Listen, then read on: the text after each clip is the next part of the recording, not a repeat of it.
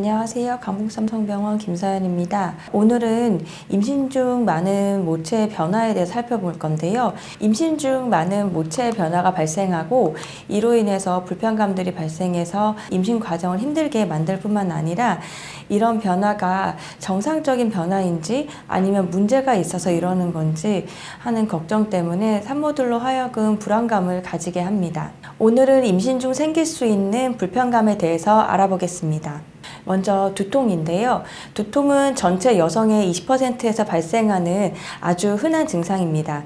대부분이 다른 큰 문제 없이 두통만이 발생하는 1차성 두통이라고 합니다. 대표적인 1차성 두통에는 편두통이 있고요. 그거 외에도 긴장성 두통, 군발 두통 등이 있습니다. 임신을 했다고 해서 이러한 1차성 두통이 있던 분들이 더 심해진다는 연구 결과는 없지만 많은 분들이 다시 재발하거나 악화되는 것을 호소하고 계시고, 그리고 그 외에 두통이 원래 없으시던 분들도 임신 중에 심한 입덧이라든지 탈수 또는 수면의 부족으로 인해서 두통을 호소하시는 분들이 많습니다. 1차성 두통은 먼저 충분한 수분 섭취를 하고 그리고 충분히 수면을 하는 등 보존적인 치료를 먼저 해보고요. 그래도 두통이 너무 심한 경우에는 진통제를 투여할 수도 있습니다.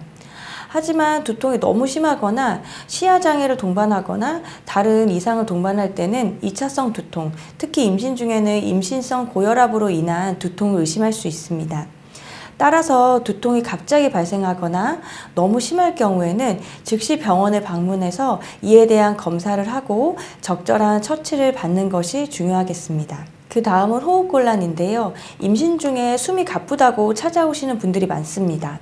임신 중 임신 유지 호르몬인 프로게스테론과 에스트로겐의 영향으로 이산화탄소에 대한 민감도가 높아지고 자궁이 임신 주수에 따라 커짐에 따라서 흉곽의 구조의 변화가 발생합니다.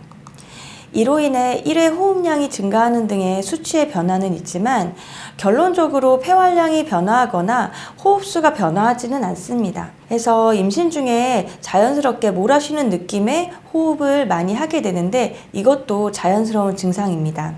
하지만 이런 호흡곤란이 점점 진행하고 점점 심해지거나 또는 일상생활을 방해하는 정도의 호흡곤란이 있다면 그거는 확실히 이상소견에 해당하고요. 그거 외에도 실신할 것 같은 느낌 또는 실제로 운동 후 실신하거나 또는 그냥 가만히 호흡곤란이 너무 심해서 실신하는 경우는 반드시 병원을 찾아서 확인해 보는 것이 필요합니다.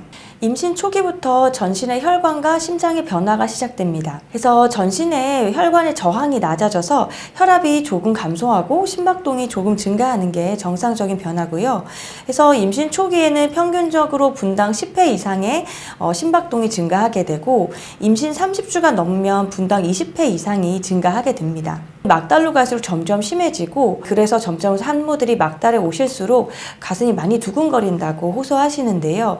이런 거는 거의 다 정상에 해당하신다고 보시면 되고 그냥 지켜보셔도 되지만 갑작스럽게 발생해서 실신을 유발할 정도의 두근거림이나 일상생활에 문제가 있을 정도의 두근거림은 부정맥을 시사하는 것일 수 있으니까 꼭 병원에 오셔서 체크해 보시는 게 좋고요. 그거 외에도 호흡곤란이라든지 열, 기침, 가래 등의 증상을 동반할 때도 꼭 병원을 오셔가지고 같이 확인해 보는 것이 좋겠습니다. 임신 초기부터 유방의 통증을 느끼는 산모들이 많습니다. 보통 8주 이후에는 그 크기도 커지고 그 주변의 혈관이나 유두의 크기도 커져서 이제 많은 변화를 겪게 되고요. 그 외에도 유두의 색소가 변화한다든지 약간 초유같이 노란 분비물이 나온다든지 하는 증상이 있습니다. 하지만 이런 증상은 정상적인 증상이기 때문에 크게 걱정하지 않으셔도 좋습니다. 다만 가슴 깊은 곳을 짓누르는 듯한 통증이나 가슴이 타는 듯한 통증은 심근경색 또는 역류성 식도염 등을 의심할 수 있기 때문에 반드시 주치의와 상담이 필요한 증상입니다. 임신 초기에 상승하는 임신 호르몬의 영향으로 인해서 울렁거림이 많이 발생하는데요. 이를 보통 우리가 임신 오조라고 합니다. 뿐만 아니라 임신 유지 호르몬인 프로게스테론의 영향으로 우리 하부식도 관략근이 약화되고 위산 분비가 감소되며 위 운동이 감소합니다. 또한 우리가 자궁이 커지면서 복부 장기를 누르게 돼서 물리적인 변화도 발생합니다. 이로 인해 울렁거림이나 구토가 악화되고 가스가 차는 등의 소화장애, 그리고 가슴이 타는 듯한 위식도 역류 등의 증상이 발생합니다. 먼저 카페인을 줄이고 혹시나 임신 중에 알코올 섭취하거나 아니면 흡연을 하시는 경우에는 반드시 중단하셔야 합니다. 또한 잘 때는 머리를 상체보다 살짝 높게 해서 주무시는 것이 도움이 되고, 그거 외에 적절한 운동이라든지 충분한 수분 섭취를 통해서 그 증상을 완화시킬 수가 있습니다. 하지만 때에 따라서 제산제나 다른 약물의 도움이 필요할 수가 있으니까 이런 증상이 있을 때는 주치의랑 상의를 하시고 필요한 경우 약물 치료를 받으시는 것도 좋겠습니다. 변비는 임신 중 4분의 1의 산모분들이 겪는 아주 흔한 증상입니다. 임신 중에는 신체 활동이 줄고 입덧으로 인해서 탈수 증상이 발생해서 앞서 언급드린 프로게스테론의 영향으로 인해서 장 운동이 적어집니다. 또한 자궁이 비대해지면서 자궁이 소장이나 대장을 눌러서 음식물이 장을 통과하는 시간을 증가시킵니다. 이런 증가된 시간으로 인해서 장 내에서 수분 흡수가 증가되고 이로 인해서 임신 중에 변비가 조금 더 심해지게 됩니다. 따라서 임신 중에 변비를 좀 해결하기 위해서는 먼저 가장 중요한 건 수분 섭취를 해주셔야 되고요. 그거 외에도 적절하게 운동을 병행해 주시는 게 중요합니다. 그거 외에도 식이섬유를 섭취하면은 변비의 완화에 도움이 될 수 있다고 알려져 있고요. 너무 심한 경우에는 약물의 도움을 받을 수가 있습니다. 보통 차풀 또는 비사코딜이 들어간 변비약을 임신 중에 사용해 볼 수가 있고, 너무 심한 경우에는 주치의와 상담을 해서 상기 약물을 처방받아서 복용하는 것을 추천드립니다. 임신 중에 변비가 발생하는 경우도 많고, 하지에 정맥이 잘 돌아오지 않으면서 안쪽에 저류가 되면서 다리 부종뿐만 아니라 외음부 부종 또는 치질이 발생합니다. 특히 임신 후반부 및 분만을 하고 나선 더 심해지게 되는데요. 먼저 변비를 해결하기 위해서 수분 섭취랑 약물을 먼저 시도를 해보고요. 그 이후에 통증이 너무 심하면 국소 진통제 또는 좌욕을 해보시는 것도 도움이 됩니다. 너무 심하신 경우에는 출산 이후 또는 임신 중이라도 국소 마취를 해서 치질 수술을 하시는 경우도 있으니까, 치질이 너무 심한 경우에는 한번 상담을 해보시고 진찰 이후에 적절한 치료를 받으시는 것이 좋겠습니다. 임신 초기에서 중기 사이에는 관절의 변화가 발생하기 시작합니다.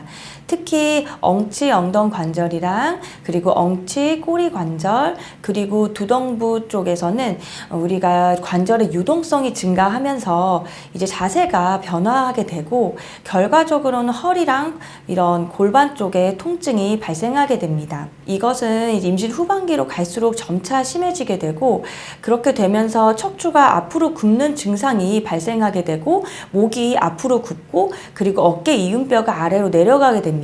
그래서 이런 변화로 허리 통증은 더 심해지고, 심한 경우에 손의 저림과 손의 통증 등이 발생하게 됩니다. 이런 손저림과 손 통증은 우리가 흔히 손목골 증후군이라고 부르는 증상과 유사하게 나타나게 되는데요.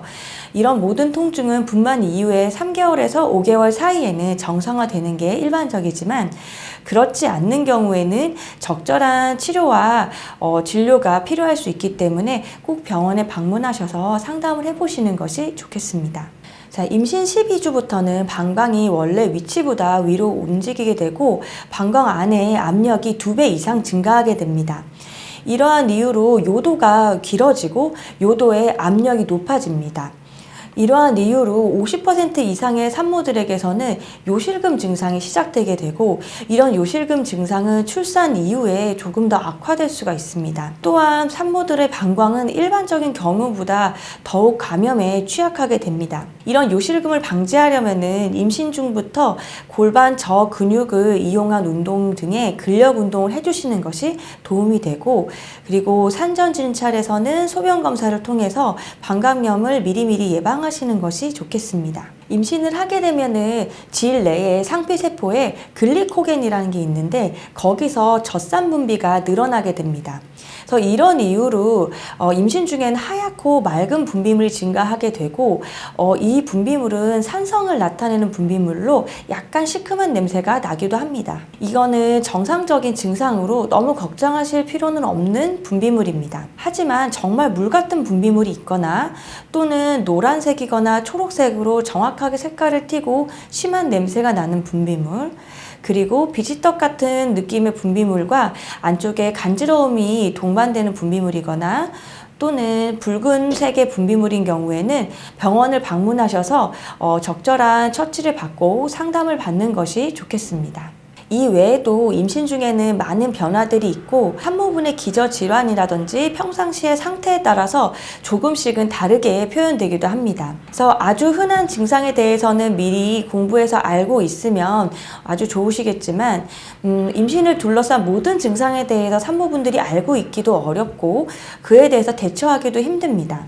그렇기 때문에 임신 중 발생하는 증상에 대해서는 주치의와의 상담을 통해서 적절하게 대처해서 슬기롭게 해결하시는 게 좋겠습니다. 이상 강북삼성병원 김서연이었습니다.